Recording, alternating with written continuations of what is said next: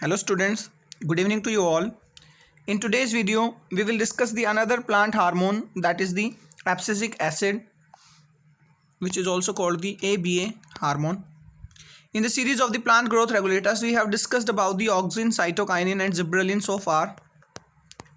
Three of these hormones were the positive growth hormones. They are promoting the growth of the plant in many ways. Like someone is doing cell division like cytokinin, auxin and gibberellin were doing the cell enlargement, increasing the size of the plant. They are also promoting the germination of the seeds or the positive growths, and even they are inhibiting the leaf senescence or the leaf abscission, means they are the positive growth regulators. But next hormone, which is the abscisic acid, which is the fourth one, it is the negative growth hormone. It inhibits the growth, so it is a growth inhibitor hormone.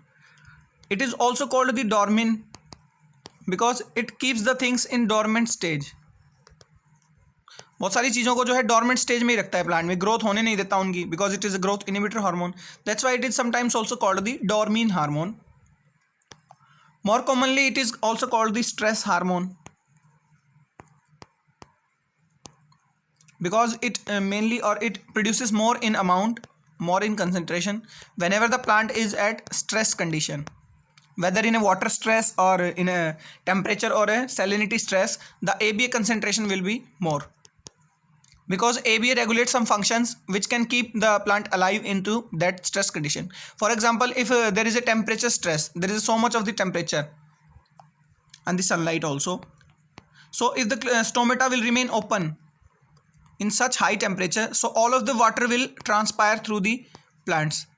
So in that conditions, the ABA regulates the stomatal closing and it prevents the water loss. It prevents the plant from the water loss. So in the stress conditions, the ABA regulates the plant, so it is also called the stress hormone. So let's just talk about the discovery of this hormone. There were two scientists, the Endicott and the P.F. Waring. They discovered the plant hormone ABA. They detect the presence of a chemical that is being regulating the plants in a stress condition. Both of these scientists, Endicott and Waring, were working on the plants. Another scientist, the Liu and Kranz, in 1961, they isolated the ABA first from the cotton fruit, but they did not identify the function or the chemical nature of that hormone, but they identified that chemical, which is later called the ABA by the Endicott and the P.F. Waring. As I told you earlier, it is also called the stress hormone because it is found in the stress conditions or the adverse condition. Stress refers to any kind of the adverse situation for the plant. For example, if we talk about the water stress, if there is less water available to the plant, means there is a drought condition. It is also a water stress for the plant. If there is a abundant of the water like in flood, so it is also a water stress. Temperature stress, if there is a high temperature, a huge temperature which a plant cannot tolerate, it will be also a temperature stress. And if there is a much chilling temperature like below 0 degrees Celsius, and if a plant cannot survive in that condition, so it will also a stress condition for the plant. So it is produced in the stress conditions. It is also called the dormin hormone because it keeps the things in dormant stage. Like in seed, it promotes the seed dormancy, whereas the auxin and cytokinin were promoting the seed germination. So if we talk about the chemical nature of the gibberellin, it is also a terpenoid like the gibberellin. Gibberellin was also a diterpenes. So ABA is also a diterpene and it is synthesized through the same pathway. If you remember, I told you that the gibberellin hormone is synthesized from a unit that is the IPP, isoprenoid unit. Whenever this unit undergoes another IPP unit condensation, it will forming the geranyl pyrophosphate, the 10 carbon compound. IPP is a 5 carbon compound. Again, when one IPP unit condenses, it was forming the farnesyl pyrophosphate, the 15 carbon. And again one IPP unit will form the 20 carbon compound, that is the geranyl pyrophosphate, and it will lead to the formation of the gibberellin. So same after that step, this geranyl pyrophosphate can also form the abscisic acid. So chemical nature of the gibberellin and abscisic acid is almost similar. ABA in the plant exists in the cis form or the active form. So it is the 2-cis abscisic acid. This is the structure of the 2-cis abscisic acid. It is a terpene.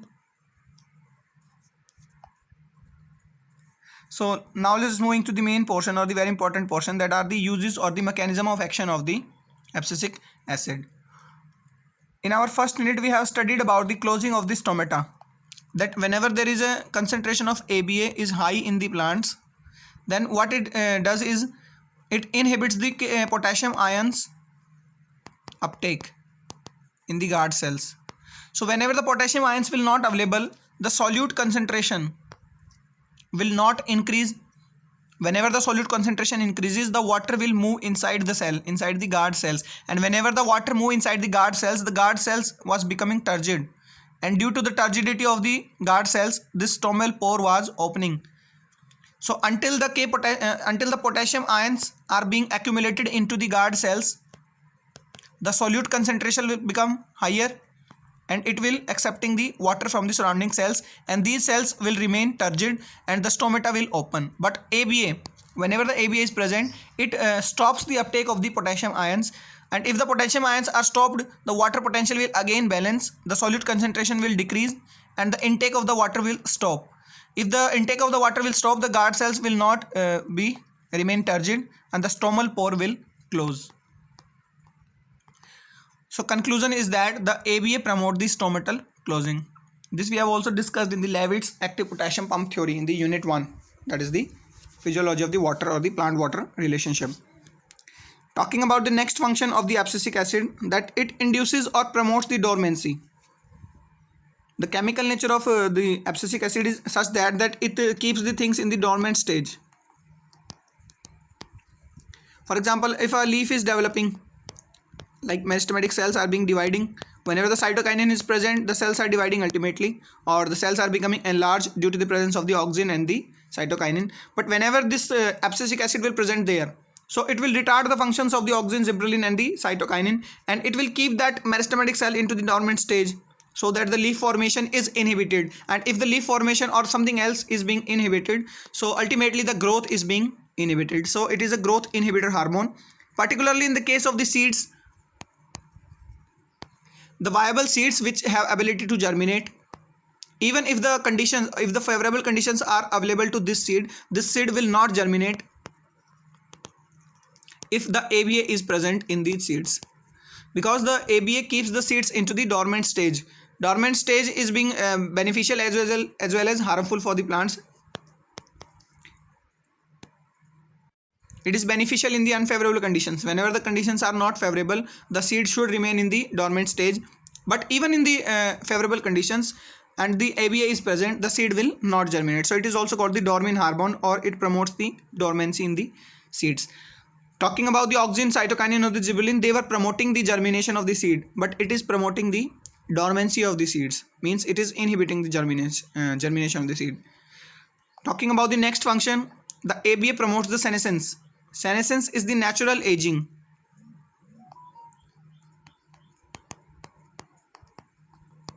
The natural aging of the plant or the organ of a plant is called the senescence. So whenever there will be a natural aging, that organ, for example, if you talk about the leaves, if the leaves senescence, then those leaves will abscess or fall off from the plant. So abscission or the senescence, the abscission, although it is a necessary phenomena, because the old leaves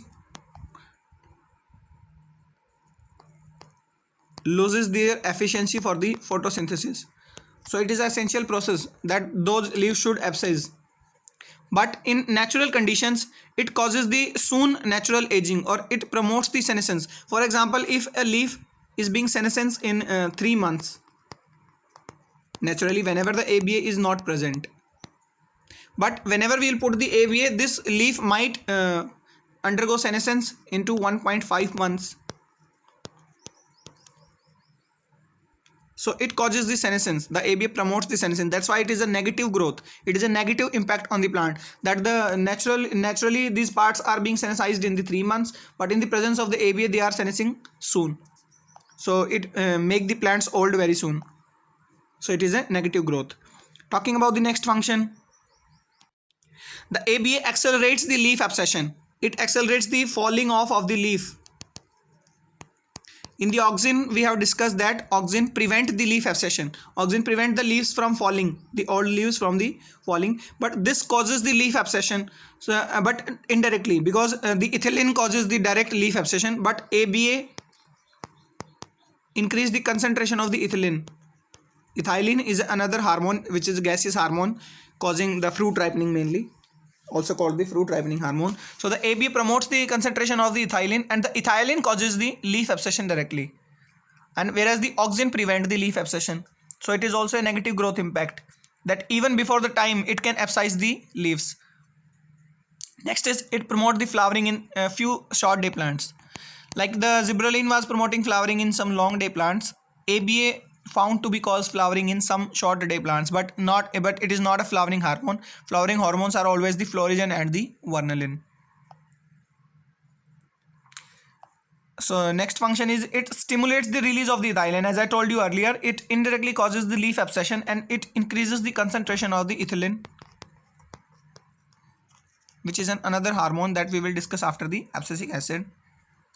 High concentration of the ABA accumulate during drought, this is the drought, I'm sorry, and the flooding stress condition, causing the loss of the turgor and closure of the stomata. Whenever there is more water available, there is much of the water available, or there being a shortage of the water, in both the cases there is a stress for the plant, that is the water stress. So in the water stress condition, it will close just the stomata, because whenever there will be a more water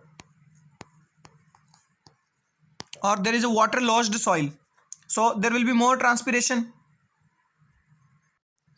Firstly we will talk about the drought condition. In the drought condition, if there will be more transpiration, so water, even if the water is less and the available water is being transpiring through the stomata, so there is being necessity of the closing of the stomatas to prevent the excess loss of the water. So stomatas are closed so that the stored water in the plants cannot transpire and the plant can survive, because there is no water available in the soil, because it is a drought condition. But during the flood condition, it keeps maintaining the turgidity of the cells.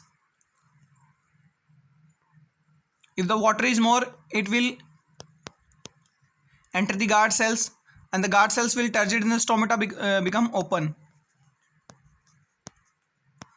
During the flood conditions, because there is more water available, so the water will keep accumulating into the guard cells, and there will be a much higher turgor pressure into the guard cells. So to prevent this turgidity, or to prevent the excess of the turgor pressure, the AB accumulated into the guard cells, which will causes the closing of the stomata, and the water will again move outside.